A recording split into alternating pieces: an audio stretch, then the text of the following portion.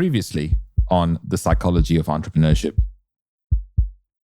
We've been coming behind for centuries now. This is rollover from the Civil War and the abolition of slavery. It's important to understand that prison forces you to be social. You don't have much of a choice. Even those who would rather just withdraw into their cell and not talk with people have certainly a lot of trouble. So I think it's important to know that even though a lot of people or most people believe that prisons are there to keep society safe, prisons are indicative of society's failures. It's nefarious, man. Like, the brain works in fucked up ways. The mind is one of the most deceiving, manipulative pieces of equipment, flesh, human bodies on earth. I never have trusted my brain. All of that weight lives in your head, and you are the decision maker. Psychology of Entrepreneurship. Hi, it's Ronsley. If this is your first volume, welcome. This is a weekly series where I go inside the mind of an entrepreneur, artist, athlete, academic to decipher what is the psychology of our decisions. I'm Australian, and I'd like to acknowledge our traditional custodians of country where I live and work. I pay my respects to elders past, present, and emerging, and acknowledge our continuous connection and contribution to land, sea, and community. We've all been looking forward to 2020 ending. Well, some of us. Me personally, don't really care about New Year's. Every day is just a day. It drives Rochelle insane. Rochelle, my wife, she cares about days and dates and milestones. Not sure how she landed up with me, a Grinch, as a husband, but the reason I bring this up is because I used to be the exact opposite. Could not have imagined turning out this way. I used to have gym memberships with attendance in January that never got used, new subscriptions for online stuff that never get used for the rest of the year. But also things like I started off podcasting 7 or 8 years ago talking about food and why it was important to fuel our body with the right food and not something necessarily that came from a packet. I could never have imagined having the conversations I've had to this date, and a lot of that I could not have planned. I definitely couldn't have planned having a conversation with this gentleman. This is a Global Tel Link prepaid call from Michael Braxton, an inmate at Central Prison. This call will be monitored and recorded for customer assistance, collection, or complaint procedures, or to future. Thank you for using Global Tel Link. My name is Arlene. I'm on death row. I've been in prison for a little over 27 and a half years. I've been on death row since 1997, November 21st. To be exact. I'm a co-author of the book Crimson Letters, Voices from Death Row, with Tessie Castillo and 3 other death row inmates. We wrote the book a couple of years ago and, finally got it published. And I'm also a MC with music that I'm releasing live on death row. Some projects I'm working on as well. Can you imagine what it's like to be in jail for 27 years? Alim, do you feel any hope after all this time? At the time when I definitely embraced that, notion of despair or hopelessness, it was just the reality or the feeling that I was powerless, that I had no, sway or influence on the outcome of any events that were happening. And so I just found at that time more solace, more peace of mind, if you will, in, just being completely and utterly hopeless and despairing and just expecting everything that was possibly the worst that was going to happen is what was going to happen. But, ultimately for me is that I do think that state of mind was a bit debilitating and it wasn't helpful, but and as I mentioned, as far as in my spiritual growth and development, is that it's still similar as me recognizing, that I do have some type of power. I do have some type of outcome, influence on the outcome based on either what I believe how I think or how I act. And as I said, is that sometimes those thoughts or actions may not manifest into their fullest capacity in immediate results in this life. Is that when I was able to embrace that concept and believe in that reality, that as long as I, consciously think and believe and try to act in a way that is good, is positive, is, out of compassion or love or mercy or, empathy for other people, then I felt and I still feel that I am in control of the consequences that may happen to me.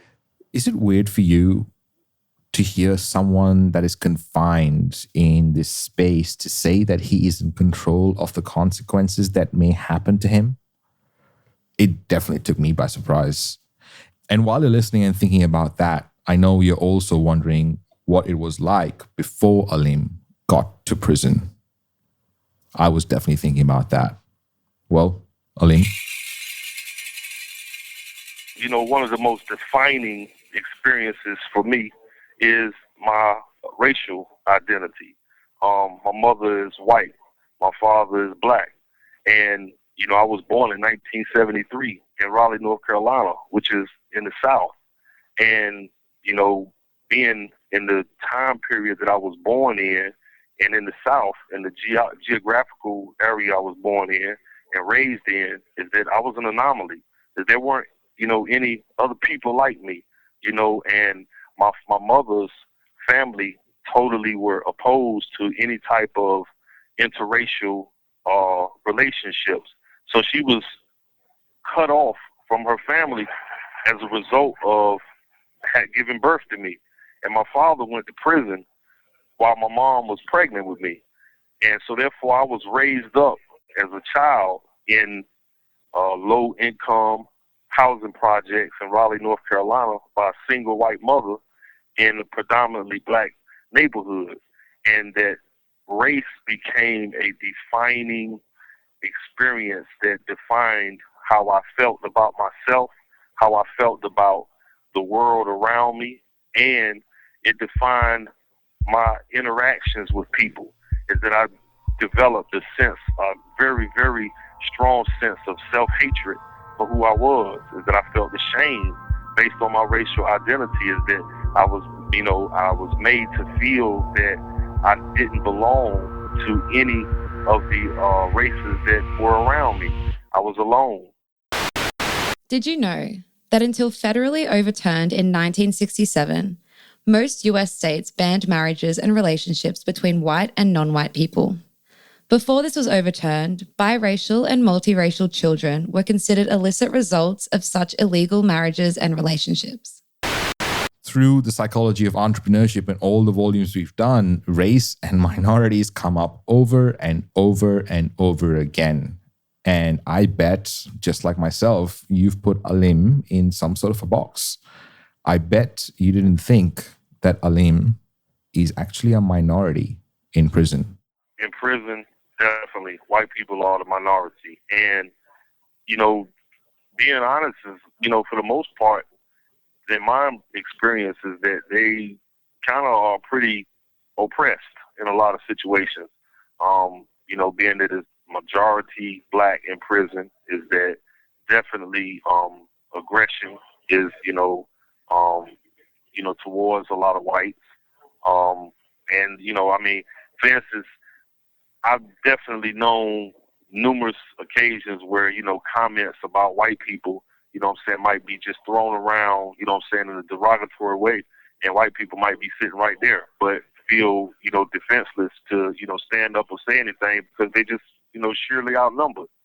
So yeah, that's the reality. And it's weird because it's like, from my experience is, being biracial is that, I don't walk around with an identity tag or nothing that identifies me as being, biracial. So I live the experience of a black person. So my experiences are, the experience of the black people experience. However, so it gives me like some type of unique privilege of navigating between two worlds because, when you mentioned earlier, asking me about certain type of stereotypes or, racial attitudes that other people might just, not really understand until later on. There's a lot of times, just being that I live in, amongst black people and, without any, question, is that I can hear comments about stereotypical attitudes about white people or white women that may be just thrown out. And I might be inwardly uncomfortable and kind of even cringing sometimes over some of this stuff because I'm like, yo, man, my mom's white, or my uncle's white, and, if a certain person acts this way and they say, oh, that's a redneck, or he don't like black people, you know what I'm saying? And it's not based on anything that the person may have actually done, but just maybe the way he looks or his lifestyle or something like that. And those stereotypes may have be associated with, this is the part of the people that, hate black people, and I'm like, I got an uncle that's just like that, and he's all right, you know what I'm saying? You must have thought at some point, what is Alim doing on the Psychology of Entrepreneurship? Well, Alim is a performing artist from death row. You can find links to his work in the show notes at psychologyoфentrepreneurship.com. But one of the last things you hear when a judge sentences you to death is, you are hereby remanded and without bail to the custody of the sheriffs of the Brevard County to be delivered for commitment to the Department of Corrections, where you will be confined until final execution of this judgment and sentence prescribed by law. Mr. Bradley, may God have mercy upon your soul. This court is now in recess. That line, may God have mercy on your soul, I asked Alim how he felt about that. That was terrifying because, as I mentioned, is that it kind of, made me feel like no longer was this just a worldly event that was happening, but it was, even a divine consequence. May God have mercy on your soul. It just invoked, the divine into this judgment here. That was soul shaking, and it still is, But I have, grown in many regards, and especially in my faith, and I've repented for my actions and sought forgiveness for God, and I am striving to, make some efforts to do amends in this life. And, as far as the music and the album, yeah, I've been working really hard on releasing my music. I just actually got a deal for someone that's going to distribute my music starting next year. And we are putting together an album. Currently, I just have music placed on SoundCloud, as I mentioned in the book, Rome, which is my MC name. But, stay tuned, man. I got music coming out. I got an album that's going to be dropping probably around between July and October of 2021. You know what? I also asked him if he feels responsible for what he's done. I definitely feel responsible for my actions. I don't feel like, I was just an observer as things, were occurring. You know what I'm saying? I was definitely responsible for the things that I did. However, is that, yeah, you spot on in the context of, like snowballing. You know what I'm saying? One thing after another, a series of bad events is that, one bad event leads to another bad event. One bad decision leads to another bad decision. Whereas that I thought that I was making good decisions, maybe not good in the moral context, but in the aspect of what the right or the best thing to do was in this situation. But it was actually just snowballing and making a situation worse and worse and worse. And, that's in reality what happened. So, but as I say, is that I take responsibility of that. And so, and when in retrospect, is that for many years, is that, yeah, I might have been in the perspective of just trying to give blame to other people or to other things or circumstances, and being that passive observer of how things went down. But, taking full account of, my life and being fair and honest with myself, is that I have to take responsibility for my actions and saying, hey, it was my choice, my decision that resulted in this. And then that happened, and yeah, okay, I made another bad decision. And it was just a snowballing, effect of bad decisions, to counter the original bad decision. And that's the way things actually happen.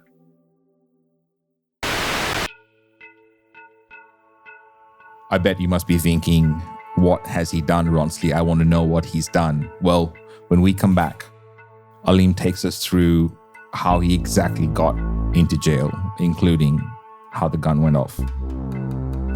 Psychology of Entrepreneurship. Our aim with this audio documentary has always been to build a strong community of entrepreneurs and creatives to provide a space where they can use their voice to share their authenticity with the world. As a valued listener, your voice matters too.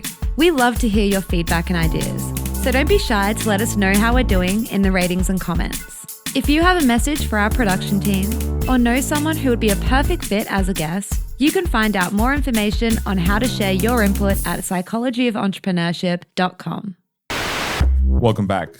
Speaking to Aleem, it is hard to ignore that he is not the same as other people I speak to. He's quite different. I hear that people gravitate towards him in a room. His self-awareness is off the charts. And I was getting this feeling, and then he started to say this.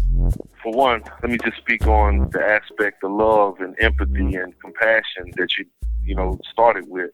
Is that one thing that I have recognized within myself is that, and I have a tendency to project, is the things that I feel or think, is that I have a tendency to say what other people think or feel the same way. Sometimes that I may be confronted with realities that may prove me wrong in that regard, but nonetheless, it's just innate within me, is I have a tendency to project and think that other people feel the same way or think the same way. So in me and my personal experience is that regardless of anything that I've done, any of my experiences, is that I've always felt that I was deserving of mercy. I was deserving of compassion. If the people really just understood me and understood, the motives or the experiences that shaped me, and thus, if they walked a mile in my shoes, that they may be able to, understand or appreciate and not judge me in a harsh manner. And so I feel like that every single person feels that same way about themselves. And so every person, I feel like, believes that they are misunderstood, that they are deserving of mercy or compassion. So in that context, that's what develops for me empathy, is that, putting myself in other people's shoes and saying, how do they feel? Because it's easy for me to judge a person, actions and say, man, this guy here is the worst piece of crap I ever met in my life, and because of what he's doing or what he's saying. But I could turn that mirror on myself and say, Aleem, there's probably 100 or 1,000, maybe more people that might feel the same way about you and think that you're the worst piece of crap that was ever born, and, et cetera. So if I can recognize within myself that, I feel that I am somebody that's redeemable, somebody that's worthy of redemption and salvation, and, I have to feel that same way about other people. So in that context, that is what I mean by love and compassion and empathy for other people. Are you deserving of love and compassion? Are you deserving of a second chance? Because if you feel like someone else doesn't deserve a second chance, chances are you are extremely hard on yourself when you mess things up. While you ponder that, I would like you to ponder this. Do you think you really know what someone else's background really looks like? We say we understand, but do we really? We don't. Stop kidding yourself. It's hard to sometimes empathize with people we know and love. Of course, it's hard to understand, and we don't understand people that we haven't even met. And I bet you didn't think that Aleem's background looked like, well, I'll let him tell you. I've been getting in trouble, since I was about 16, getting in and out of jail. I started drinking, smoking weed, skipping school, dropped out of school, got kicked out of school, then just going to jail, going to prison for petty crimes, stealing, fighting, things like that.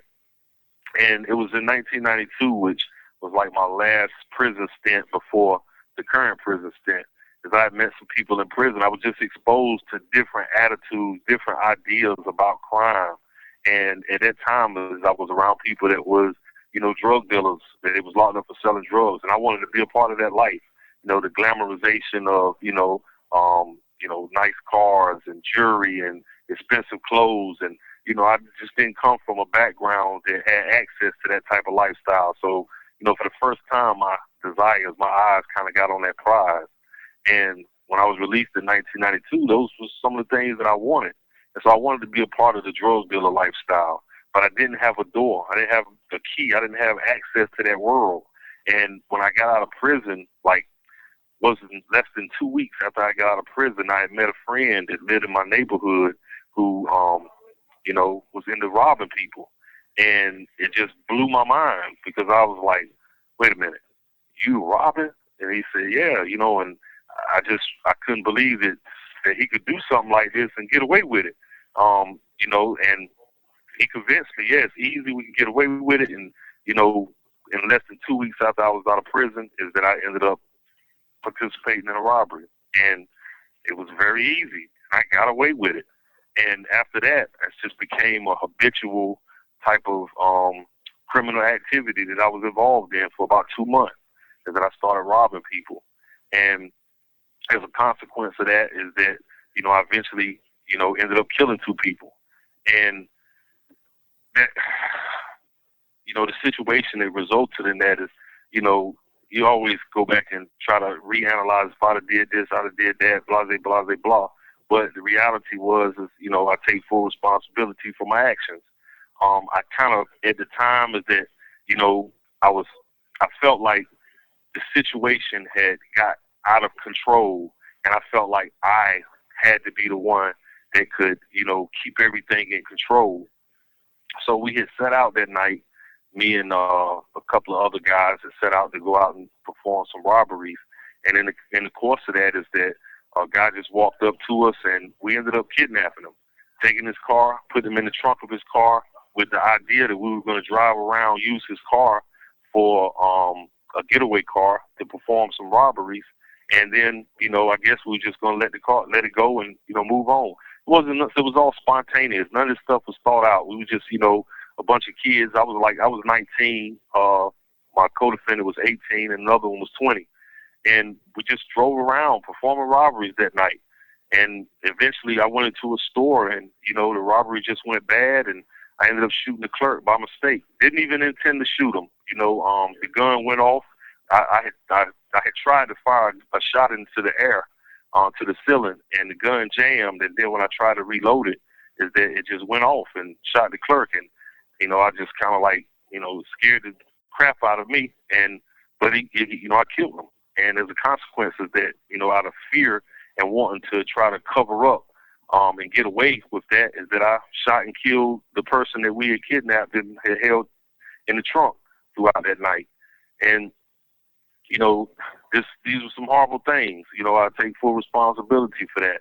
That's what led me to prison. While I was in prison, is that I got, immersed into the prison lifestyle and, the hustle and bustle of this lifestyle in prison. And I started, being involved in criminal activity in prison, selling drugs, loaning money, running gambling enterprises. And as a result of that is that had a conflict with another inmate, and I ended up killing him in 1996. And as a consequence of that, I got the death sentence. There's currently no evidence that suggests that the death penalty reduces crime. In fact, the American South has the highest murder rate in the country and oversees 81% of the nation's executions. So what is a more suitable punishment for brutal crime? Besides being more logical financially, sentencing someone to life imprisonment over the death penalty is something that the general public have started to agree on in recent years, as it is a more humane form of punishment and reduces the risk of someone innocent being wrongfully executed. When I listen to how Alim got to jail, I can't help but think that born in different circumstances, in different environments, that it could have been me. But we all in life face circumstances that without the perspective, it feels like the end of the world to us, and our world feels like it ends. We feel despair and we feel like there's no hope. Who better to give us advice than someone who's been in jail for 27 years? So when you go through that again, remember this.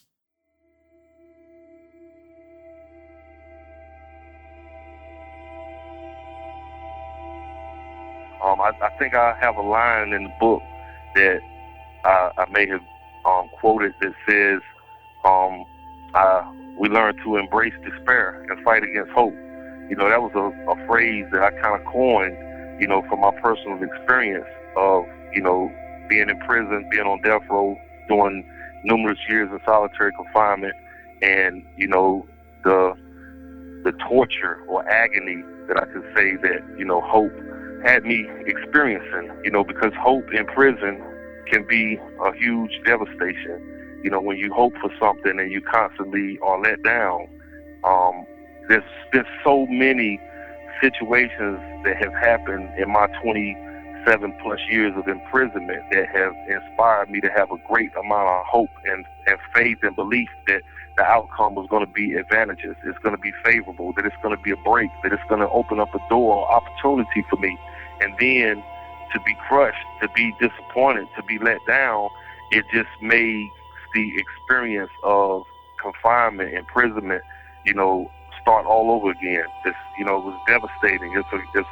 So it became easier for me to embrace the notion of despair, of hopelessness, is to just give up on any idea that anything good was going to come to me or anything, to hope for was going to happen. If I just embraced, the despair of my reality, then, it didn't crush me anymore. I could deal with it, I could cope with it, and, just try to make the best of my circumstance. So that was definitely initially a phase that I experienced for quite a bit of time. But I have to say is that I turned that ultimately on its head, through my spiritual growth and transformation. Is that when I became a believer in Islam and a practitioner of the faith of Islam, is that my faith in God was able to nurture me into the perspective of hope that was greater than just this world, greater than just the consequences of the actions of this life. And that definitely, developed in me a greater concept of hope. And when I didn't place just the outcome of my faith in actions that may or may not result in good consequences in this life, is that just gave me a fuller understanding and a fuller perspective of hope. See, perspective is key. This is Angela Popplewell's TEDx talk titled The Life-Altering Power of Perspective. And you've got to watch the whole talk, but I'd love for you to notice how she has an amazing perspective on herself and her actions. People call that trait self-awareness.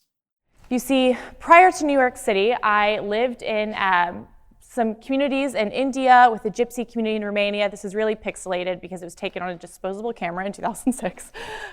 Technology's come a long way. And I felt so alive there. I had never really left Tallahassee and gone abroad like that before. And the people I met there were so inspiring. Their stories are incredible. The circumstances they live in and they thrive in these marginalized communities taught me so much about the human race. I felt so alive. And then I came back home and I started to, I was sleeping and I had a feather bed and I had lattes and I had all these things that seemed very frilly, and I started to feel very depressed and very depleted. I started to feel a lot of feelings of feeling guilty or pity for the people, or why was I born here, and the people that I fell in love with in India, Romania, were born there, and it's so unfair. And in all honesty, I felt really dark and depleted in all the ways. It's really obnoxious for a privileged Westerner to feel dark and depleted, you know what I mean? And I began to realize that something was so broken within me, I didn't really know how to function. So New York City was my last-ditch effort at trying to reawaken my heartbeat, so to speak. I think what really had happened is I had kind of reversed the narrative. I went abroad to try to get to know situations and help people, but what had really happened was I had kind of turned into this person suffering from a superhero complex, and I was trying to save these people, which sounds really disgusting, I admit. And in my line of work, that's a very vulnerable thing to admit, that I can sometimes suffer from superhero complex in the nonprofit sector. You curious about what she does? Well, she's helped create a platform that captures different perspectives. So as fate would have it, though, in New York City, I had one of the greatest privileges of my life. I befriended a community that ultimately this group of friends was responsible for building out the robust model of what 100 Cameras is today. And 100 Cameras, what we seek to do is we work with kids living in marginalized communities all across the world. And we teach them that their perspective matters, and we teach them that the way they see their world is important. They can capture realities in those communities in ways that I, as a Western foreigner with a camera from the outside looking in, just simply cannot do.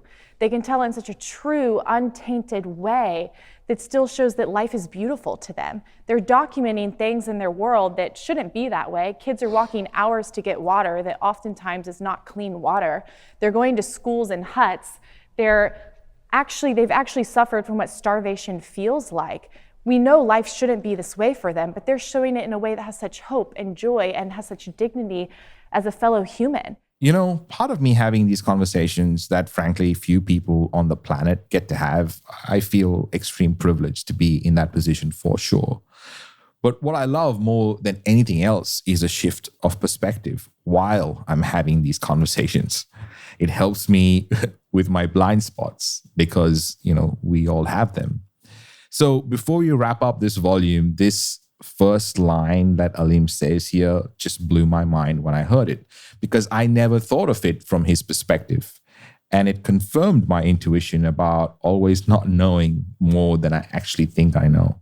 Being in prison, obviously, and being under sentence of death is that, you know, frankly, I'm not even supposed to be alive, you know, so the fact that I have survived, you know, for the last 23 years on death row, is a feat in and of itself. It's something like in here on death row is that we have a kind of a culture where whenever we have a birthday, we feel like it's a great celebration, and we celebrate our birthdays because, you know, this is our way of saying that we have survived another year when, you know, the circumstances are not intended for us to survive to see another birthday.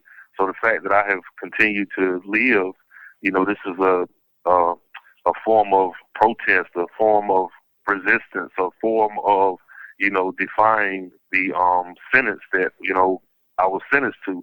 So in that context, is just being alive, you know, is something that is a huge accomplishment for me. I never envisioned, being honest, I never envisioned that I would live to be 40. And some of my writings and some of my songs, the lyrics to some of my songs is that I didn't envision that I would live to be 40. And it's really, I kind of didn't anticipate that I would live maybe beyond 30. So to still be here, to still be able to work and pursue some of my ambitions are things that, you know, I never really gave a lot of thoughts to. I didn't believe it was possible for me. But throughout the years, so many things have happened to me personally, things that have happened, you know, as far as my spiritual and moral and emotional and psychological growth and evolution that has, you know, drastically changed my outlook on myself, on, you know, my surroundings, as well as on life and my purpose in life. Psychology of Entrepreneurship.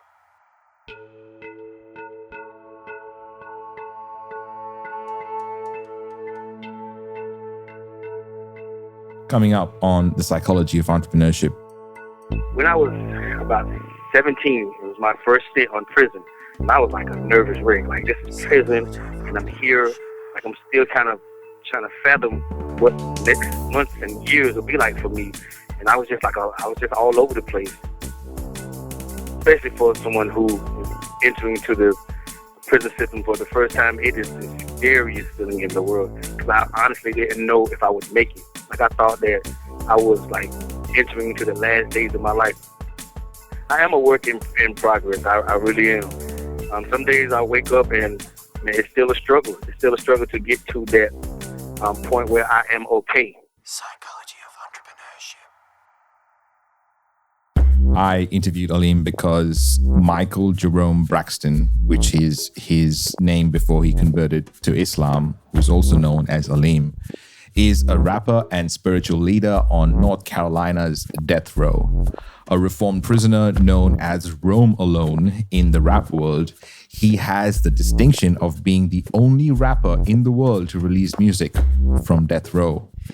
He is also a recording artist with several songs currently featured on SoundCloud. Go to soundcloud.com/rromealone, and that link will be in the show notes. And he's got an upcoming album entitled Mercy on My Soul. He serves as an imam, a spiritual leader for Muslim men in Central Prison's death row. He has been on death row for 27 years, and 10 of which he spent in solitary confinement. He came to death row after stabbing a fellow prisoner to death in 1997. He is a deep thinker, a spiritual leader, and a recording artist.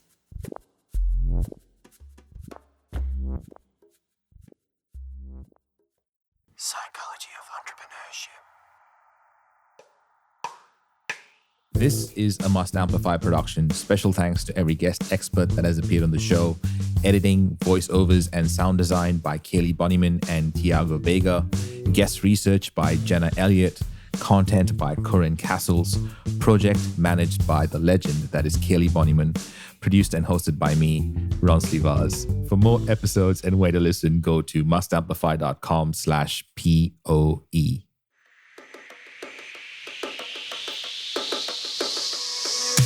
Love the polished audio docuseries style of this podcast, The Psychology of Entrepreneurship? At We Are Podcast, you can learn how to create a similar style for your own show. This revolutionary virtual event assembles podcasters, entrepreneurs, and marketers in one spot, so you're able to learn from the masters.